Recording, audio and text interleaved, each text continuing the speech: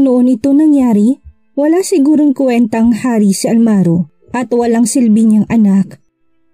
Pareho lang ang mag-ama na yon, mga rebelde. Mahinang nagpaalala si Rosita. Huwag kayong magalit, Lolo. Sa tingin ko si Miss Taylor ang problema at hindi si Almaro. Anong ibig mo sabihin? Tanong ni Teofilo. Sumimangot si Rosita. Lolo, kapag sinabi ko sa inyo, baka sabihin ni Almaro na nagsusumbong ako sa inyo. Huwag kang mag-alala, kakampi mo ko, sabihin mo lang. Pinakita ni Teofilo na susuportahan niya si Rosita. Marahang sinabi ni Rosita. Palaging inaabala ni Miss Taylor si Almaro at gusto niyang sumama sa meeting. Ang sama rin ng trato niya sa akin, baka iniisip niyang banta ko para sa kanya. Bigla na lang niya akong tinarget sa camp. Nung araw ng assessment niya, biglang sumama sa akin si Almaro sa camp. Baka meron siyang sinabi kay Almaro, kaya hindi na siya nagtitiwala sa akin. Sinusubukan niyang ipinta si Isabela bilang problema. Kung hindi dahil kay Isabela, hindi magpapadalos-dalos si Almaro na suwayin si Teofilo. Nagdilim ang ekspresyon ni Teofilo nang marinig yun. Alam niyang hindi ganun katangang apo niya. Mukhang hindi na dapat hayaang magtagal ang babaeng yun. Si Asher na nasa labas ng study ay narinig ang buong usapan.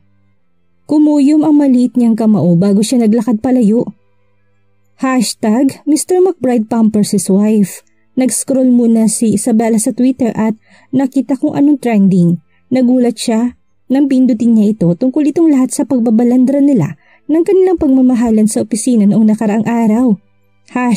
#Udi. Nagsaselos ako sa asawa ng hunky CEO na yon. #OrangeFTW. Sa tuwing lumalabas si Mr. McBride sa Twitter, bukod sa financial news, siguradong magsaselos lahat ng mga single. #Daydreamer. Ibang klase talagang magpamper ng mga asawang mga mayayaman. Binaba ni Isabela ang phone niya sa desk. Alam na siguro ng buong Sklokova na hindi siyang fiancé ni Almaro. Makakapagtrabaho pa ba siya dito? Merong kumatok sa pinto. Lumingon siya. Pasok. Pumasok si Sebastian kasunod ni Chelsea. Isabela. Marahang tumayo si Isabela. Ikaw pala?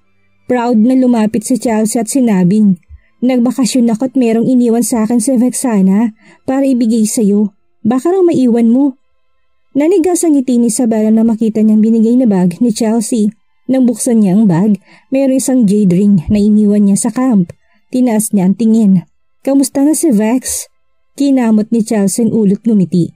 Hindi naman masama. Hindi ko alam kung bakit pero mas masipag na siya ngayon. Yumuko si Isabela at ngumiti. Pero meron siya biglang naalala at sumeryoso ang kanyang mukha. Oo nga pala, suicide ba talagang pagkamatay ni Loriana? Bakit mo natanong? Nanginig ang mga pilik mata ni Isabela. Sa tingin ko, hindi niya kayang magpakamatay. Yumuko si Chelsea at nag-isip. Noong pinambistiga sa amin ni Mr. McBride yon, naisip ko merong mali. Noong kinulong si Loriana, kinuha namin ang lahat na meron siya at walang kutsilyo sa interrogation room. Nagtanong si Isabela. Meron ka bang nalaman sa investigasyon? Umiling si Chelsea. Wala, sabi ng mga tao nakakita kay Loriana ay okay naman siya. Walang nakakaalam paano siya nagkaroon ng kutsilyo. Wala bang nagbabantay? Wala. Nakuha na ni Isabela ang sagot. Kaya napaisip siya ng malalim. Meron sigurong nakapasok sa interrogation room noong walang bantay para puntahan si Loriana. Nang makitang inaalala pa rin ni Isabela ang tungkol kay Loriana, ngumiti si Chelsea at sinabing, sige na Isabela, hindi mo na kailangan mag-alala doon, kami na ang bahala. Pagkaalis ni Chelsea, sumandal si Isabela sa kanyang upuan at saka kinuha ang nabasag na jade ring. Kahit na sa tingin niya ay binaboy na ito ni Rosita, regalo pa rin ito ni Almaro para sa kanya. Napagdesisyonan niyang ayusin ito. Kinagabihan, nagpunta si Isabela sa underground garage. Nang mapunta siya sa harapan ng sasakyan, isang tao ang biglang lumapit sa kanya. Tinas niya kaagad ng kamay pero kaagad siyang nahawakan sa bewang at napasandal sa harapan ng kotse. Ngumiti ang lalaki. Balak mo kong ambushin? Kumalma si Isabela na makita niya si Almaro. Ikaw ang balak akong ambushin. Yumuko si Almaro para halikan siya sa mga labi. Pati ang mga mata niya ay nakangiti. Anong spell bang binigay mo sa akin? Isang araw pa lang tayong hindi nagkikita pero miss na kita. Nakita niyang trending sila ni Isabela at sabik na sabik siya buong araw. Lumabas na rin sila ni Bella sa trending list bilang fiancés. Mahina siyang tinulak ni Isabela. Umayos ka na, baka may makakita sa atin. Walang tao dito. Hinawakan ni Almaro ang kamay niya. Dumapon tingin niya sa jade ring sa daliri nito. Nasurpresya siya. Bella, hindi ba't? Hindi niya inakalang aayusin nito ang sirang singsing. Kahit na iba ng itsura nito, kaysa noong una niya itong binili, maganda pa rin ang pagkakaayos nito dahil wala kang makikitang bakas. Sobra niyang pinagmamalaki si Isabela. Iniwas ni Isabela ang mukha niya at nagpanggap na naiinis. Kahit na ayaw ko meron na nagsuot nito dati, binili mo ito sa auction para sa akin. Kaya kailangan ko tong suotin. Lumambot ang tingin ni Almaro. Pinisil niyang baba ni Isabela.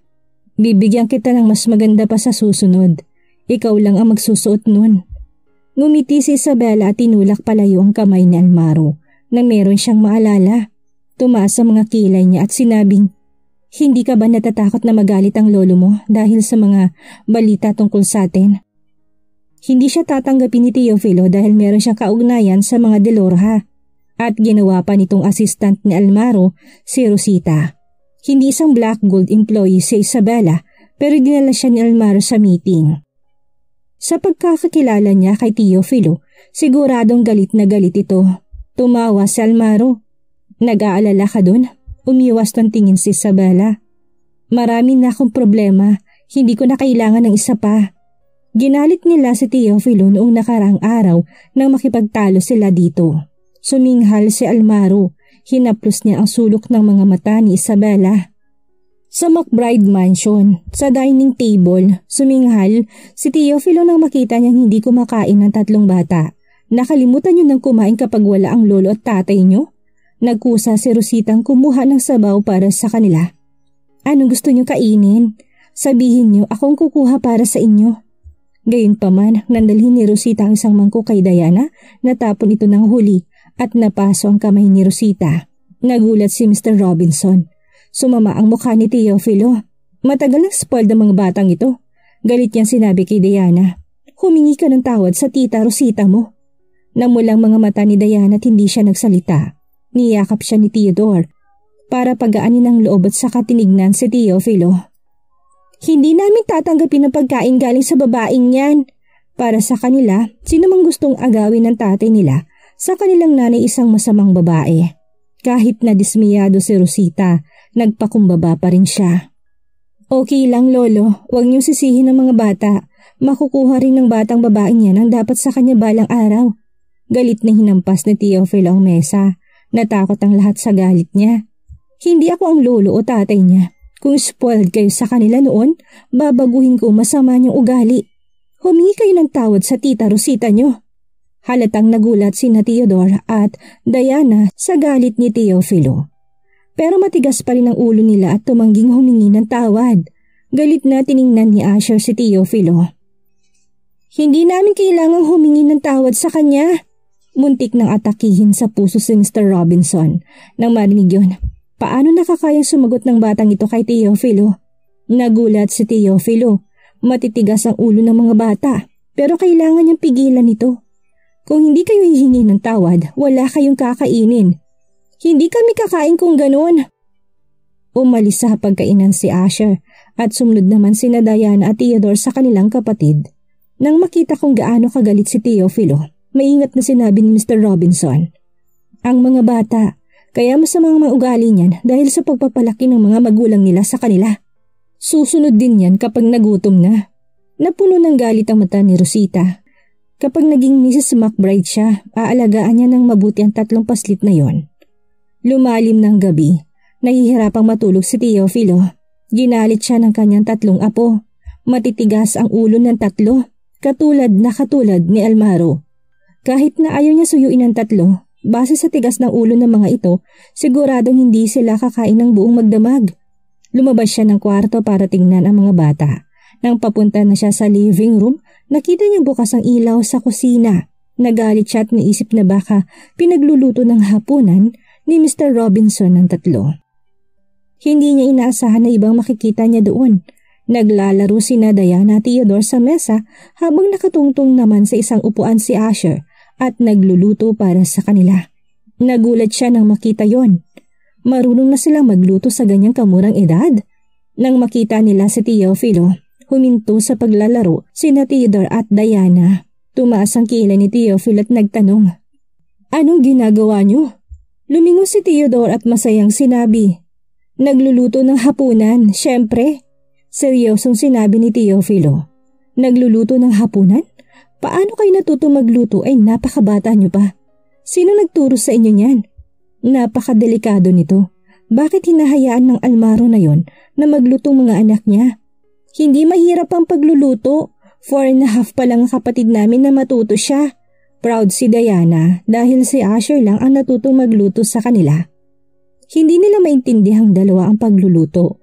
Kahit ang nanay nila'y sinasabing genius cook si Asher. Pinatay ni Asher ang apoy. Pamilyar sa lahat ng equipment sa kusina. Hinain niya ang spaghetti at nang maamoy yun ni Theodore at Diana, nagsimulang magwala ang kanilang mga tiyan. Gusto nilang palihim na kumain pero nahuli sila ng great-grandfather nila. Nakita ni Teofilo na masarap ang pagkakaluto sa spaghetti. Makikitang gulat sa kanyang mukha. Pinagmasdan niyang mabuti si Asher. Iba ang batang ito kina Theodore at Diana. Mas kalmadong isip nito kaysa sa mga kaedad at ang talim ng tingin nito kapag nagagalit ay mas katulad ng great-grandfather niya kaysa kay Almaro. Paglaki ni Asher ay magiging extraordinaryo ito. Dumapong amoy ng spaghetti sa kanyang ilong na nagpagutom naman sa matanda.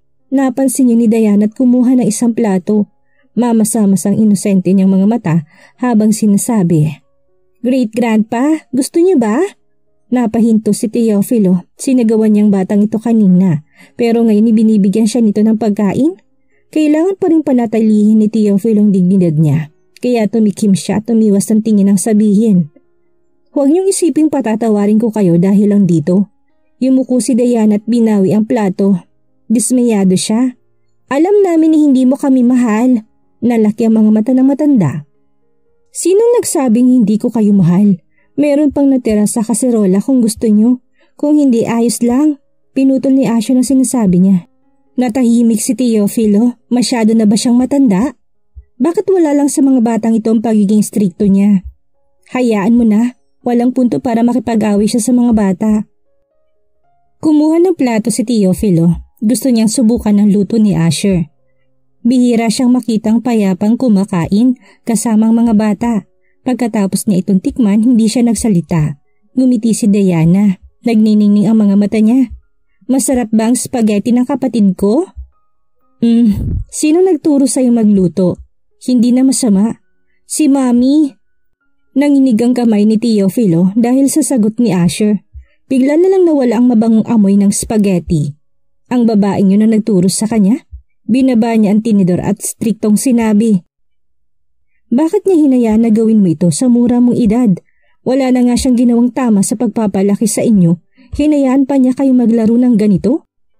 Hindi niyo alam kung gaano kahirap para sa kanya na alagaan kaming tatlo. Hindi niyo pwedeng sabihin na lang ang gusto niyong sabihin." Sumimangot si Diana. "Mag-isa si Mami nung pinanganak kami sa ibang bansa at kailangan niyang kumita ng pera para alagaan kami. Paano namin siya matutulungan kung wala kaming gagawin?" Mag-isa siya nung pinanganak kayo abroad? Nagulat si Teofilo. Hindi niya alam ang nakaraan ni Isabela at ng tatlong bata. Tumango si Theodore. "Opo, walang nag-alaga sa kanya nung pinagbubuntis niya kami. Marami siyang pinagdaan ng hirap na mag-isa." Tumango si Diana. "Walang makakapalit sa lugar ni Mami sa puso namin. Si Mami muna bago si Daddy." Natahimik si Teofilo. Binaba niyang cutleries at bumalik sa kanyang kwarto. Malakas ang bond ng tatlong bata sa nanay nila dahil kasama na nila ito simula pa noong mga sanggol sila. Malalim ang impresyon nila kay Isabela. Sayang lang at kamag-anak ng babaeng yun ng mga De Lorja. Hindi niya hahayaang maging pon ng mga De Lorja ang apo niya. Nagkatinginan ng tatlong mga bata. Halatang nawalan na ng interes ang great-grandfather nila sa pakikinig. Mukhang hindi magbabagong isip nito kahit nasabihin nilang nakaraan nila. Kinabukasan, Sinamahan ni Mr. Robinson sina Theodore at Diana sa main door. Kumaway ang dalawa kay Asher na sumakay sila sa kotse. Aalis na kami, Asher. Kumaway naman pabalik si Asher. Tapos ng filming ng mga parts niya sa production, kaya nasa bahay na lang muna siya ngayon. Tumalikod si Asher para bumalik sa bahay. Nakasalubong niya si Rosita na naglalakad naman palabas. Kahit na hindi mahal ni Rosita ang tatlong bata, wala siyang ginagawa sa mga ito dahil nandito si Teofilo. Mga bata lang naman sila. Kayang-kaya niya ito. Ngumiti siya at sinubukang lumapit kay Asher. Asher, hindi mo ba kasamang lumabas ang kapatid mo ngayon?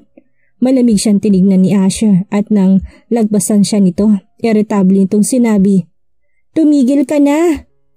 Kahit na anong idea ang ilagay mo sa ulo ni Great Grandpa, hindi mo mapapalitan si Mommy.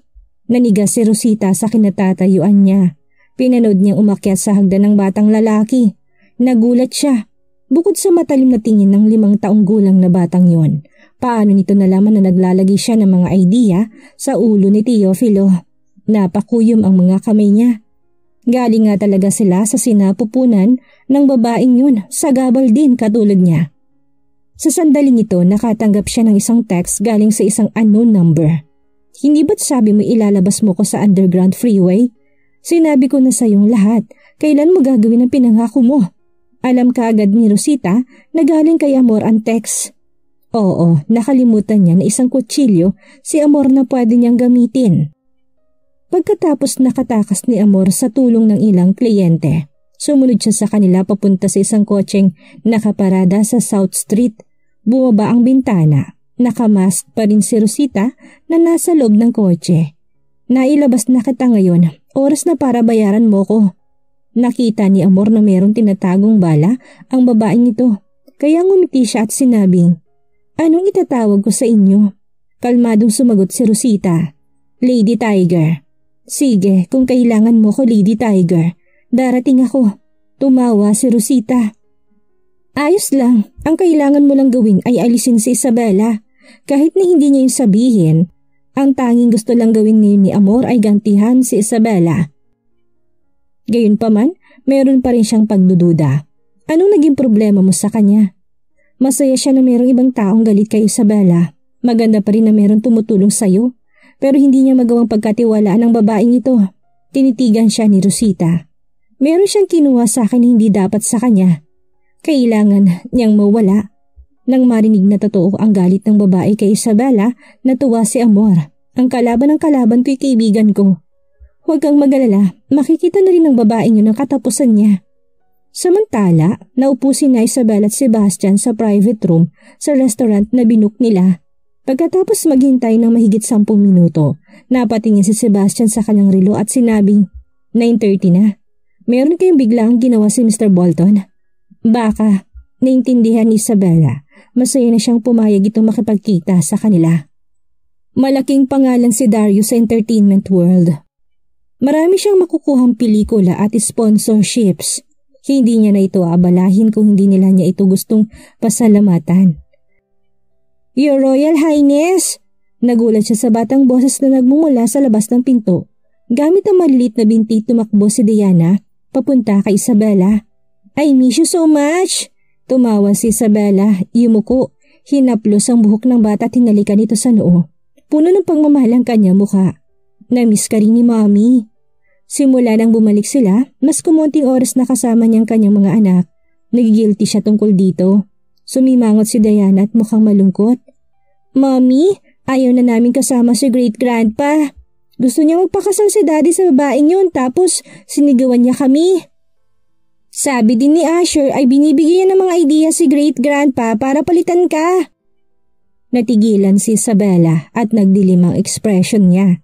Alam ni Isabela na walang dahilan ng tatlong bata para magsinungaling at alam niya rin naman na ipokrita si Rosita. Dahil malaki ang tiwala ni Teofilo kay Rosita, madali lang para kay Rosita na gumawa ng dahilan para hindi siya lalong magustuhan ni Teofilo. Bago pa siya makapagtanong, dumating naman si Darius kasama ang dalawa nitong assistant. Mabilis na lumapit si Diana kay Darius at hinawakan ang kamay nito. Tito Darius, ipapakilala ko kayo sa mami ko. Pero matagal na siyang kilala ni Darius. Nginitian niya si Diana at hinaplos ang ulo nito.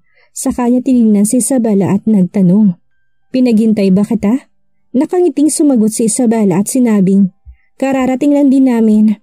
Pagkatapos nilang maupo, umakyat naman si Diana sa upuan sa tabi ni Isabela. Sa kanya lang ang mami niya ngayon. Siya na ang kakain ng shares para sa mga kapatid niya. "Nalaman ko kay Asher na inaalagaan mo silang pareho sa set, Mr. Bolton.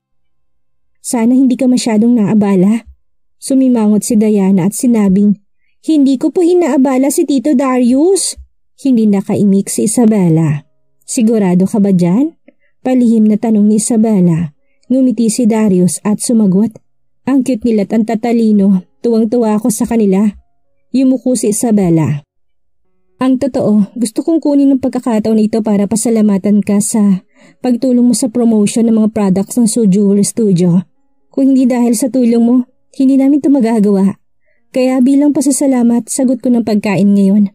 Tumayo ng tuwid si Darius. Nagpangalumbaba at tinitigan si Isabela. "1 meal lang, ha?" Nabigla si Isabela. "Di, 2 meal?" Suminghal si Darius na makita ang naguguluhang ekspresyon sa mukha ni Isabela. "Kung gusto mong ibalik ang pabor na ito, hindi kailangan ikaw mismo magbayad. Meron ding utang na pabor sa Almaro sa akin, kaya siya nasasagot nito." Naiilang nang umiti si Isabela. "Totoo pala na ang pinakamatindi mong kalaban ay ang kaibigan mo?" Hindi nagtagal ay naihain na rin ang mga pagkain. Relax naman si Isabela sa buong proseso. Kahit na nagmula si Dario sa isang elite family at isang top-class celebrity sa entertainment industry, mapagkumbaba ito at mabait. Nang mapag-usapan nila si Florante, nagtatakang nagtanong si Isabela, "Oo nga pala, bakit nasa training camp si Florante? Nakita mong pinsan ko sa camp, Miss Taylor? Anak siya ng tito ko.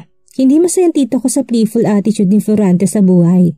Kaya pinadala siya sa camp para matrain at mabagong ugali." Mahinaw na sagot ni Darius. Tumango naman si Isabela. Lalo na at mararamdaman mo ngang hindi sineseryoso ni Florante ang mga nangyari sa kanya. "Siya ang tumawag sa akin nung natuklaw ka ng Pit Viper.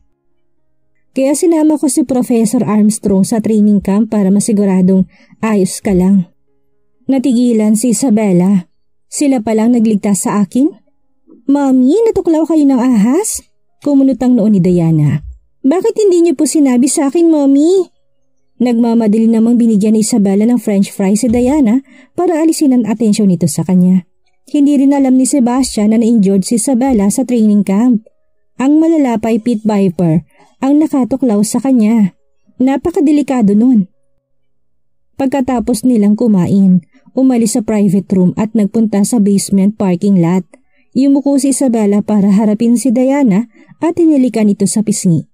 "Honey, maging good girl ka sa set, okay?" Tumango si Diana. "Opo." Tumayo ng diretso si Isabela at binigay si Diana sa assistant nito, si Almira.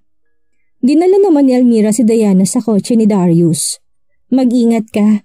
Nakatayo si Darius sa tabi ni Isabela at kinakausap ito. Mayroon siyang napansin at saka siya tumawa. "Tandaan mo, huwag kang lumingon, dumiretso ka lang kagad sa kotse mo." Sandaling natigilan si Isabela na marinig ang sinabi ni Darius. Gayunpaman, kaagad niya napagtanto kung anong sinasabi nito. Mayroong nagtatago sa dilim at kinukunan sila ng litrato. Kaya naman hindi siya lumingon. Sabay silang naglakad ni Sebastian papunta sa sasakyan. At katulad nga ng inaasahan nila, palihim na nakuhanan ng paparazzi ang paghihiwalay nila ni Darius. Tiningnan ng paparazzi ang ilang litrato sa kanyang kamera at dinilaan niya ang mga labit malawak na ngumiti.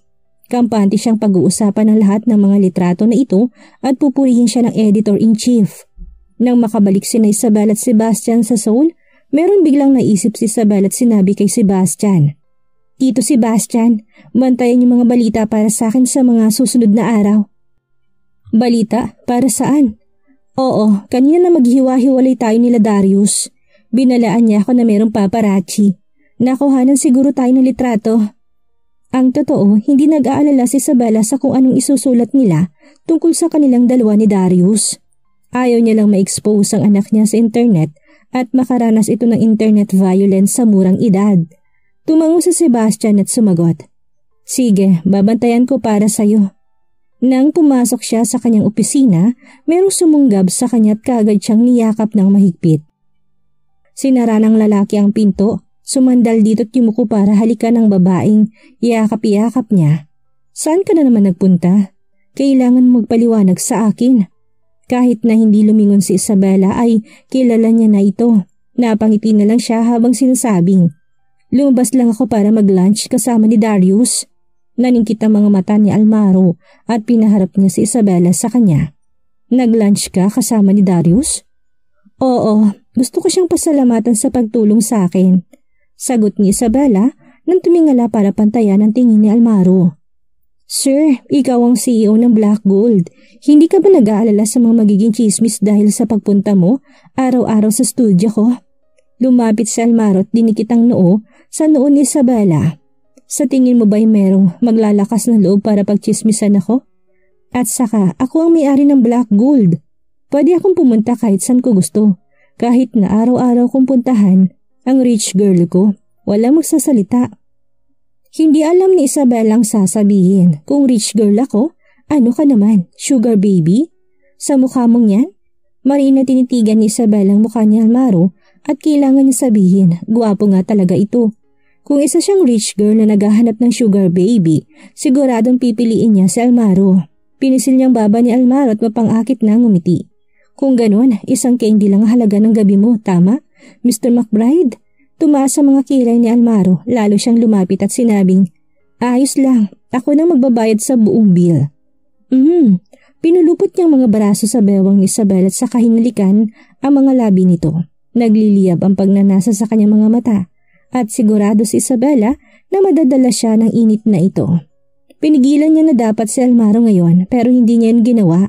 Sa tuwing maririnig niya ang mga yabag sa labas ng pinto, napapahintong tibok ng puso ni Isabela dahil nag-aalala siyang mayroong biglang kumatok sa pinto. Nagpunta si Rosita sa administrative office at kumatok sa pinto pero walang sumagot sa kanya. Binuksan niyang pinto at pumasok sa loob pero wala doon si Almaro. Hinarang niyang isa sa mga staff members at tinanong, nasaan si Almaro? Nakangiting sumagot ang staff member.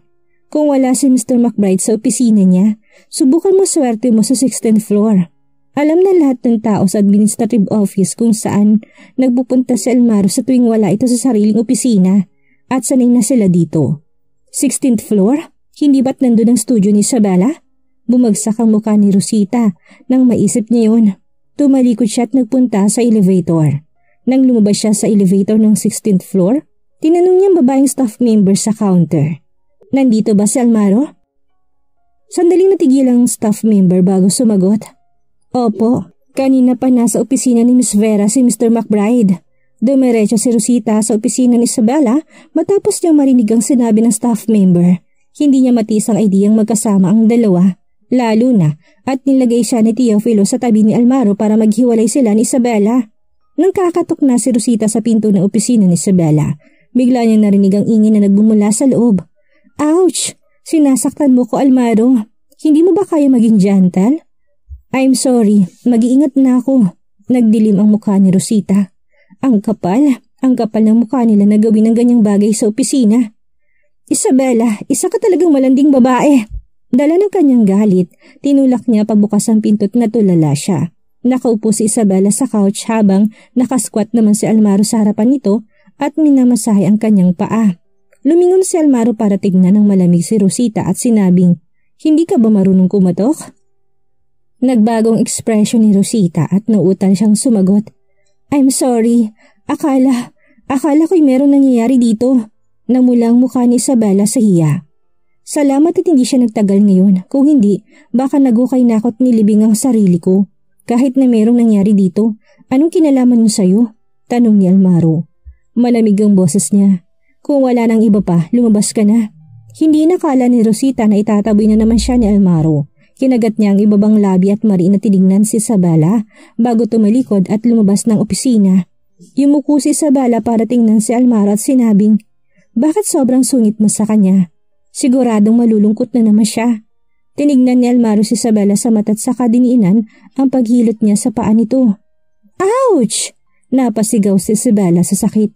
Binawi niyang kanyang paa na hawak ni Almaro at sinabing, Bakit may nagawa sa akin, Almaro? Hindi mo na ulit ako mahawakan. Tumayo si Almaro sa likod ng couch na kinaupuan ni Isabela. Marin niyang tinignan sa mga mata si Isabela at sinabing, ano naman sa akin kung malungkot siya o hindi? Hindi ko naman siya girlfriend. Nanginig ang mga pilik mata ni Isabela pero wala siyang sinabi. Base sa ugali ni Almaro, wala siyang pakialam sa mga taong hindi importante sa kanya. Naranasan niya na ito noon, pero napaisip siya kung matutuwa ba siya na hindi siya naging kasing miserable ni Rosita. Tama ka, pero hindi ba't hindi mo rin naman girlfriend si Amor? Bakit hindi mo? Isabela, nagsalubong ang mga kilay ni Almaro. Kapag binanggit mo ulit si Amor, sisiguraduhin kong hindi ka makakabangon sa kama kinabukasan. Sikretong nakikipagkita si Darius sa isang misteryosong babae. Kagaya ng inaasahan, lumabas ang title na ito sa Google Trends at dahil tungkol sa Best Actor na si Darius ang balita, naging top search ito sa Google. Nagbabasa si Isabela sa kanyang tablet. Marahil dahil sa anggulo, intimate ang pwesto nilang dalawa ni Darius. Gayon pa man natakpan niya naman ang mukha ni Diana dahil inalikan niya ito sa litrato. Nang maramdaman ang anxiety ni Isabela, tumawa si Sebastian para pagaanin ang loob niya. Wala pang mga comments ang netizen sa inyong dalawa ng bata. At saka hindi naman masama ang karamihan sa mga comments. Maraming netizens at fans ni Darius ang nag-comment sa Facebook page ni Darius. Doggy Darius #1 fan. Dude, huwag ka na magtago. Just make it public. Nagmamakaawa ako. Love is a light. At Darius CG. Darius, girlfriend mo ba siya? Nag-aalala kasi akong hindi ka magkakaasawa. Rolo. Ha ha ha ha. Nakakatawa. Akala ko ay magkakaroon ng gera. Pero mukhang gusto ng lahat na magpakasal ka na. Invincible Darius at Rolo. Helpless. Sa edad ni Darius wala na kaming anumang hinihiling. Masaya na kaming humihinga siya. Walang masabi si Isabela. Kakaibang mga fans ni Darius. Sa loob ng administrative office, kumulutang noon ni Almaro na makita niyang balita sa Facebook. Mukhang gustong mamatay ng paparazzi na nagpakalat ng balitang ito tungkol sa girlfriend niya at ng mga Bolton. Kasabay nito, narinig niya ang boses ni Teofilo sa labas ng opisina. Hindi na ba ako haharapin ng batang yun? Ano kayang dahilan ng biglaang pagdating ni Teofilo sa opisina ni Almaro? Sino nga kayang taong may kinalaman sa pagkamatay ng ina ni Almaro? At ano ang gagawin ni Amor sa muling pagkrus ng landas nila ni Isabela? Iyan ang ating aalamin sa susunod nating kabanata.